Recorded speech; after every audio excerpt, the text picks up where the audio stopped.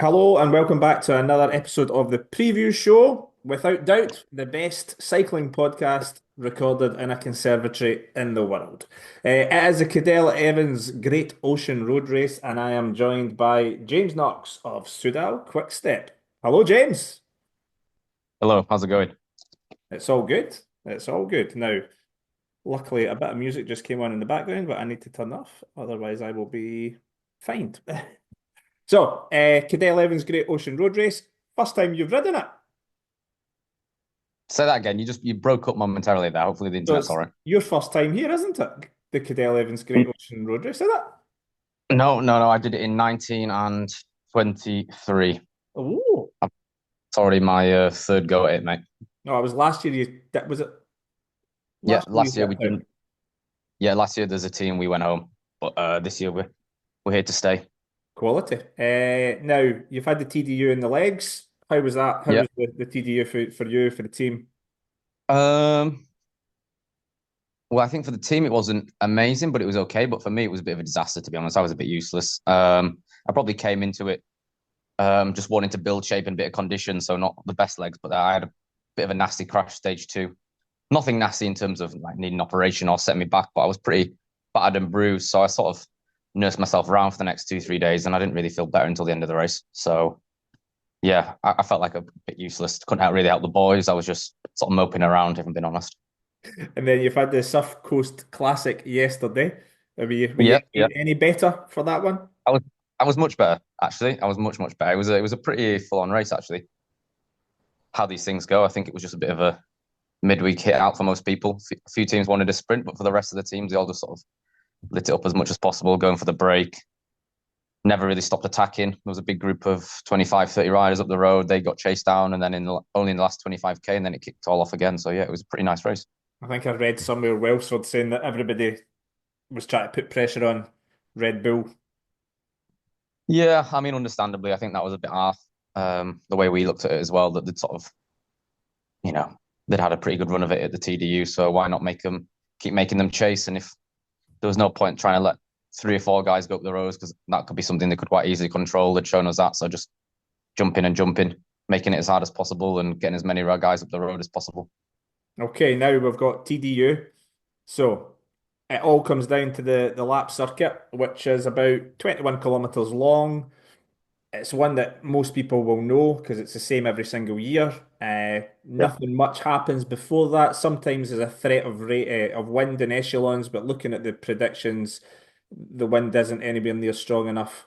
But I do notice that it's going to be bloody hot. So like Mm. 35, 36, which obviously isn't going Yeah. to feel too great. He's kind of got away with Yeah. that. The TDU, it wasn't the warmest. It was still warm, but not like previous years.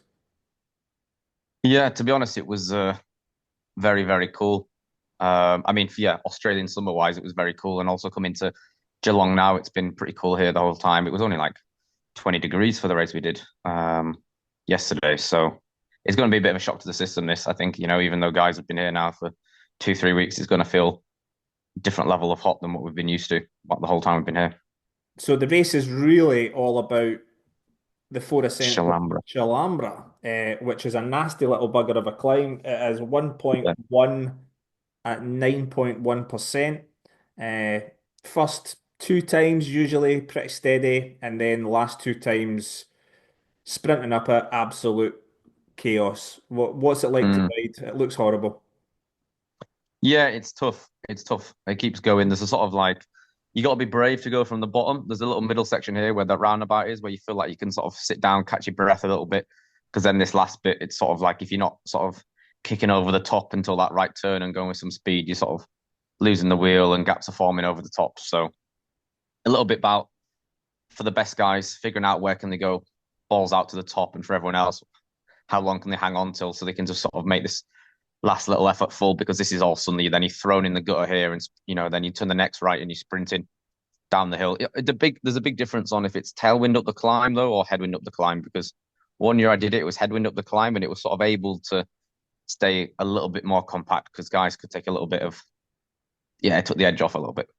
So it looks like tailwind this year. Uh, Yeah. Now the elastic never usually it's only 1.1 kilometers in length. Hmm. The elastic never usually snaps until just kind of really Yes. close to the top. Uh, Yeah. This when they bit, sort this of, bit, this is the bit where you see the best guys making their sort of defining movement, yeah. and everyone else is parking up And because then they're as you, sprinting up this last section. yeah, and then as you say, you get over the top. It takes a moment for everybody to catch their breath, work out what's happening, who's off the front, Yeah. who's not, and then you're straight into super fast downhill where Yeah. Yeah. speeds Yeah. like I don't know if you know what speed you've hit, but usually you see like 90 k's an hour, Yeah. It's fast. something like that, and it's just if you've been dropped, it's really hard to get back on if the front group's going super fast. And then you come Mm. down and you go through that really narrow little bridge, uh, That's right. Yeah. which I always have a worry about. I usually breathe in when I see you guys going over it. I'm sure you don't worry about these things when you're flying down there at No. No. 90 No. an hour.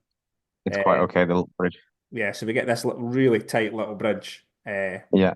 So single file across there, and then almost immediately we're into the Melville Road, Queen's Park Road Yeah. line, which is I mean it's really short. It's only like 300, 400 meters in length, but it's another chance to have a Hmm. track. Pretty steep, isn't it? It's like 11, 12%. Yeah. But this one's hard to make a real big difference. Yeah, it's For just some not reason, long enough, is it it? doesn't. Yeah. Yeah. It just doesn't quite do the same damage. There's often guys making bigger moves over the top actually because this flat section never really doesn't really you don't really go down for a bit. So there's actually moves often sprinting over the top here instead of actually on the climb. You know, guys going over with momentum or see that everyone's suffering and they don't want to react to anything. And then you've got, so from this point, let me just check, it's 6K to go. And Yeah. from previous years, you normally see like a group together, maybe about 20 guys, and then the rest of it is just attack, attack, attack. Big wide roads, hard to make a Yeah. difference, but Yeah. sometimes you do get guys off the front. So last year I think it was Quinn Simmons that actually got away. Uh, Crucially, this year, wants to make the right turn with about 3.6 to go and come through here. Again, the wind is coming from the side. Uh, so it's not as bad as previous years. Sometimes it's been headwind, and then you hit Mm, the coast, you hit the wee waterfront, and then it's going to be tailwind. So a real chance, I think, this year for somebody to escape that group and go for a solo. mm. What do you think? Still difficult, I would say. I'd say it's still difficult to make a move there to win. I mean, we've sort of seen a similar race dynamic, haven't we? Where it's like the best climbers hitting out on the climb, potentially driving away a small group, four, six, eight guys, and then sort of hangs in the balance there. Will he be able to have the legs to sort of get over the second climb? Will he have the legs to get to the line, or do they sort of hesitate? Groups come back, bigger group of 30, 40, 50 guys, or even 70 guys on occasion come into the line. I think, to get a solo winner, you've got to have remarkable legs. So in previous years, it's always been selective. 2024, it was a group of 20. 2023, it was a group of 26. 2020, because the COVID couple of seasons where it was cancelled, it was actually a group of six. And Dries Deverijns took the win back in 2020. Yeah.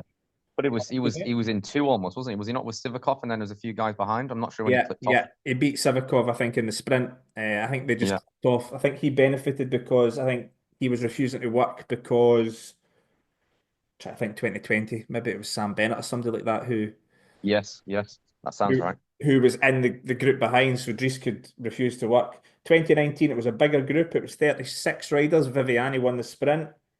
That's right. I 20, was there that year. We did a bit of a donkey. Yeah, I was pulling for him. A few yeah. K to go. I mean, it's actually quite a quick step of a good history in this race. Yeah. They've won it a number of times. 2018, Jay McCarthy took the win from 24 Yeah. riders. That's a blast from the past, Jay McCarthy. Yeah. Yeah. Yeah. And then 2017, Nikias Arndt took the win from a group of 23. So it's Okay, so always selective. pretty small groups. Yeah, yeah, yeah. But also the range of sprinters or guys finishing the top three is usually a bit weird, I'm going to say. So last year, Pithy won, Tesfacion was second, Zimmerman was third, Corbin Hmm. Strong kind of blew it in the sprint. He launched too early after the Israel boys kind of really rode for him proper hard. the year before, Meyerhofer won the sprint. That's right. Yeah. Page was second, Clark was third, Matthews was fourth. So Okay. I think it tells me this the sprint isn't it's not a normal sprint. You're seeing guys getting Yeah. beaten by technically Yeah. slower sprinters. Yeah. There's a weird little thing as well, actually, where the sprint opens up and you come down a little bit of a dip. So a lot of the guys who open early come down a small dip, and it almost feels like the guys who are coming off his wheel on the downhill can sort of benefit with little bit more, how to say it, like coming out of his slipstream with more speed. They've sort of little get opportunity to take a run at the guy who's opened it up. So And I think that's what yeah, Pithy did last year. Pithy was he was in behind yeah, and I think he almost got blocked in. hmm But he managed to take that's a right. run at it and Yeah, take the win. Now, in terms of who's going to be challenging, obviously you take a look back at Tour Down Under. UAE are not here; they've gone home, hmm so no Narvaez, which kind of opens the door a little bit. hmm I'm looking at the start list. I see Red Bull, I see hmm Pithy, I see hmm Fisher Black. yeah, Two two absolutely superb options. Fisher Black was really good on Wollonga. He came from yeah, nowhere to hmm almost get the win. And Pithy, obviously, he won last year. He's just very, very good at these short climbs.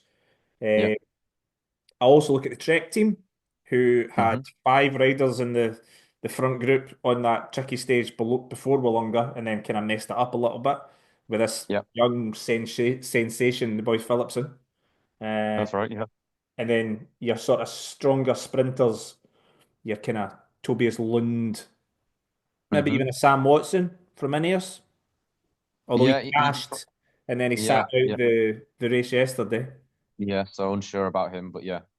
And for Who sure, the way the Ineos have been riding as a team very strongly, the TDU and they put everyone in the gutter a few days, yesterday. So promising signs from them.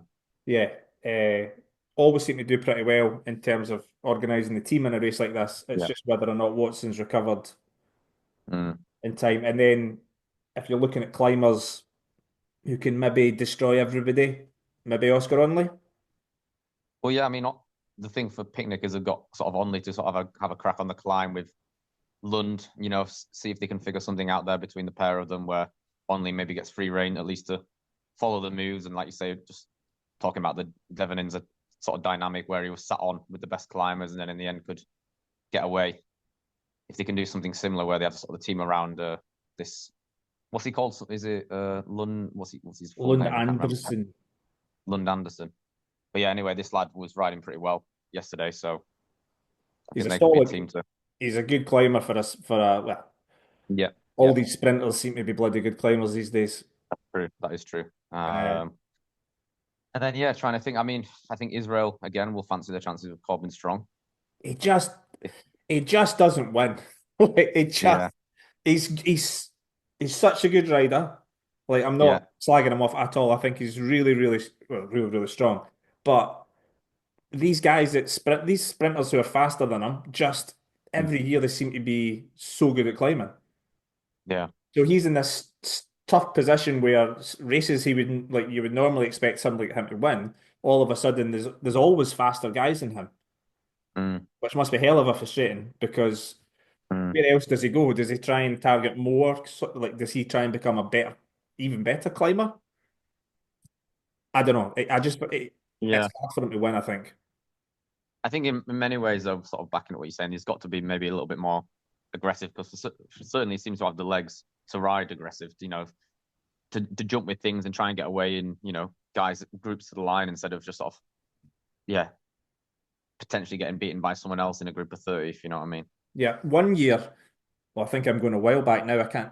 It really kicked off. I think it was 2 laps to go, and I think it was Simon Yates ripped it, and Caleb followed, and they had this front group that had kind of quite a lot of the favourites, but then they got caught, and Caleb absolutely blew his chance because he tried to follow the bigger moves. I just wonder if there's an opportunity to really go for it to penultimate time up the climb. I mean, there always is, but I think it's a little bit of a weird race where you still need numbers, don't you, going right? Like you wouldn't want to use the whole team penultimate time on the climb and then drive it round for a whole lap to be sort of left without guys to jump and follow from last time the climb. to the line sort of thing. So yeah, everyone still ends up sort of waiting if they can or trying to get different options. But yeah, trying to think maybe Jaco again would sort of be quite happy to try and get. And Maro Schmidt, he's another possible good player for the Yeah. weekend. He's a guy who can certainly sprint, loves these short climbs, big power. So Unfortunately, Plapp's out. Uh, he's not he's racing. no. They said he's got a wrist injury that he got in 2024. Uh, Okay. that's annoying him again, and he's going to need a bit of surgery. All right. So he's gone, which isn't great news because he obviously Okay. looks Okay. really good in TDU as well. Yeah. Yeah. Yeah. And the one that, like, if this was 2 months ago and we're talking about this race, is a guy who we've not mentioned, and the reason we've not mentioned him is he didn't have a good TDU, Stevie Williams. Mm, Ideally, perfect. This is a really good race for him. Now, he's yeah. coming to TDU. He spoke about how he wanted to be trying to defend his crown. He had a crash. I think he probably didn't have the best of legs either. I don't think it was just his crash. Uh, Yeah. He told me heavy is the crown. So that's words from his mouth, not mine. But But no, if I'm you're really good looking mates at with him, Stevie. he's Yeah. this is a really good race for him. Yeah. It is, and he can really hit out on these climbs. Thinks yeah. Think he will obviously a bit disappointed with how TDU sort of went, so I hope he can bounce back and step into it. But yeah, I mean, it's a great course for him, and he's got the sort of the right attributes for it for the big power on the short climbs. We've seen him do it before, Flesh and Tour of Britain and stuff, and he's also got a fantastic kick as well. So Yeah, and last year he absolutely dedicated himself to strong, uh, yes, yes, and it didn't work. So potentially this year, I think mm, it's all to do with who's got numbers in the group, how yeah. big's the group, uh, which In a sprinters are weird sort of there. way, though, it's a really nice race because every time I've done it with Quickstep and sort of had success or seen success, it seems to be like it's no good just going there and setting your stall out and controlling the race. It really is a race where you want, if like, if you were in Israel or if you were a picnic, you got to take advantage of the fact that you got a top sprinter who can maybe survive, have guys around him and let he's doing his thing, but use the dynamic of having, your best climber on Lee or Stevie Williams has got to punch over these climbs and be in the front group, and then you can start to play. Then you've got options on the table. Is it looking very good for them in a group of four where they can win this, or can they sit on a group of 7 or 8 and say, I'm not pulling, I've got Strong behind, I've got Tobias Lund behind, and then that way you're opening up both doors instead of just going right. We're going to get on the front and make it hard on the climb. Except suddenly 18 guys have got over, and what we're going to do now, we're just going to keep riding to the line, and everyone else is sat in there and waiting for the chance. So See, this is where I think the Trek guys might have a chance if they can get five guys in a group of 18, 20, mm, and they don't really have a sprinter. So all they're mm, going to do is keep firing attack after attack and try and get yeah, away, and then force somebody into chasing. yeah. I'm certainly curious about the big talent. What's he called? Albert Philipson I think it's with the Within Phillipson. okay, right. But anyway, it sounds everything so far has been pretty outstanding for Did you see one what month he as did a after the race yesterday? yeah. Well, he's in the hotel with us. I think he got an extra 100K in, didn't he? I What's did that all about? 60K more, so I was quite happy. What is he, like 18 or something? Yeah, 18, yeah. I think maybe needs to be told just to calm. 30 days into his life as a World Tour rider. Yeah, there's a long way to go, pal. Just calm. Can't hold these young lads back, mate. They're all chomping at the bit. Changing face of cycling. Yeah, yeah, yeah. Not Uh, slowing down. so go on then. No, well, I haven't talked about Quick Step, so I'm looking at the team.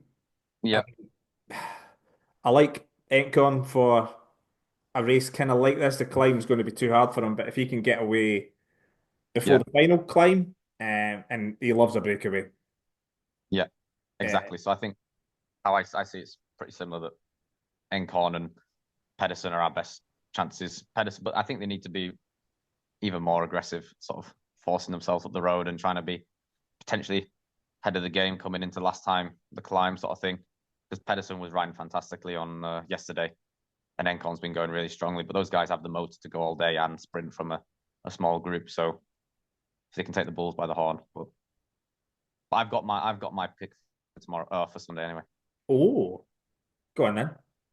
I think Romo's going to take a flyer to win. Oh, I like it.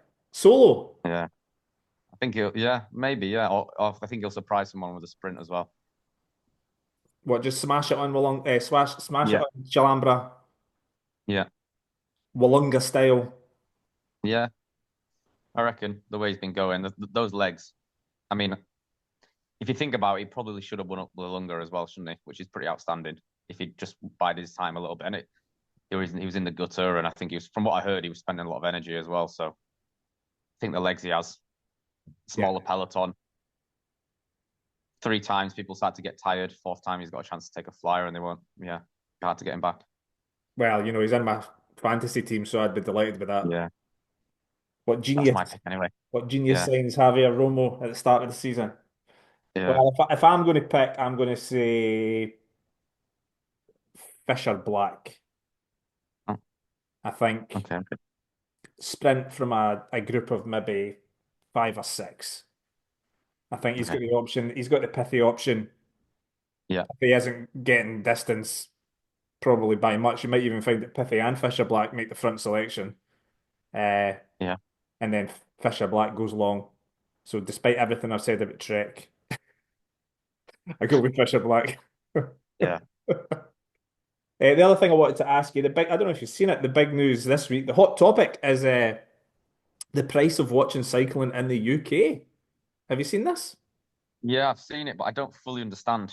But I've seen it. Eurosports ceased to exist, and you got to pay through TNT. Is that right? Yeah, so I think it's all owned by Discovery. And Right. currently I think people were paying like £30 or something a month for the Eurosport stuff, and that's gone, and now it's gone over to TNT, and the cost is like going up by about 400% or something, which is just Yeah. it's not great But is it? for But cycling how does it fans. work though? You got to pay for like a sort of baseline subscription, and then you got to pay again to access the cycling or something. Yeah, they've put it in with other sports. So they've tried to like Okay. bundle it together. So TNT already have like football and some rugby and stuff like that, and they Yeah. put it in with that package. Now, from my own selfish point of view, I already pay for it because I watch football. So, but if you're Yeah. just a cycling fan who only watches cycling, Yeah. all of a sudden you're asked to pay a lot of money. Uh, Roughly, what is it a month? did I read something like it's like 70 or something like that. That's a lot of money, isn't it? It's pretty huge. 70 quid's a lot of money, yeah. I need to double check that. Maybe it was a wee bit lower, but it's noticeably different in terms of the Yeah. price. Yeah. Now, Yeah. Yeah. I grew up watching Tour de France on Channel 4, you know. Yes. I'm of that age, and Yes. then it moved over to Eurosport, but surely it's not a good thing for the sport if you're No. losing fans watching the big events. No. No. No. Absolutely not. I mean, in terms of like the the fan base, the sort of interest in the sport, it's about people watching it, isn't it? So as soon as you start putting things behind a paywall, doesn't help the teams that rely on the sponsorship. Yeah. Yeah, takes people away from watching the event. The only thing interesting about cycling really is turning on telly and getting to see it. So there's no, behind the scenes transfers or whatever. It's not like following a football team where you're sort of in and out of it for the passion of it. But yeah, cycling really is about being able to watch the big events, isn't it? So that's not can't be good, really. And No. no one's making any money out of it. It's just Yeah. the, The the TV broadcasting. company. Yeah. So after the race, when do you head? When do you head back? Monday we fly back. And then Fly back what's to as a team. We all fly back from Melbourne to Singapore, Singapore to Brussels, and then I've got another flight to Barcelona. oh, that's a long day. A long couple of days, but anyway, that's the price you pay for a nice month in the sun. And then what's next for you after that? What races have you got?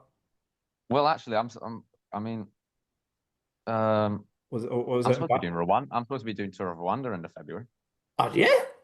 Yeah, yeah, with the development team. I think we need a pro team rider to go and do Rwanda. So, What do you think about that then? well, just today we're all discussing it because it's been kicking off in neighboring Democratic Republic of Congo, and there's a bit of militia here and state-sponsored this and that, which I've not really been keeping an eye on, but obviously I've been having a read today just because I think it's been discussed within the team about, yeah, what's happening. So curious to see. I don't really know. I don't know enough about it, but obviously it's a bit of a, it will be a hot topic in cycling this year because Rwanda, the race is in just under a month, and then obviously there's Worlds at the end of the year. So um, we'll see. Curious to see. I mean, I was excited for the race. It looks like a great race, but hopefully, yeah, we're there if it's safe and sound, or yeah, if we need to not go, do Yeah, whatever's because I appropriate. read that they've put a plan B in place for the Worlds. I think they've got Yeah, Switzerland lined up. yeah. I mean, there's been plenty of gossip amongst the riders as well about yeah needing a plan B and will it even happen? And but don't know. Everyone's sort of, I guess everyone's going ahead like it will happen, but difficult to say, isn't it? It'd be a cool race to go to. Yeah, yeah. Crowds Well, that look was that. immense. Yes, exactly. So that was the reason my hand was firmly up in the air. So I thought that sounded like a brilliant idea to get the chance to race to Rwanda. So still hoping I can do it. I hope everything's okay. So that's a little bit selfish, isn't it? Because I'm just worrying about my own sport and event and having a bit of a good time when there's obviously bad things happening. But yeah, we'll see what happens. The Wall of Kingali.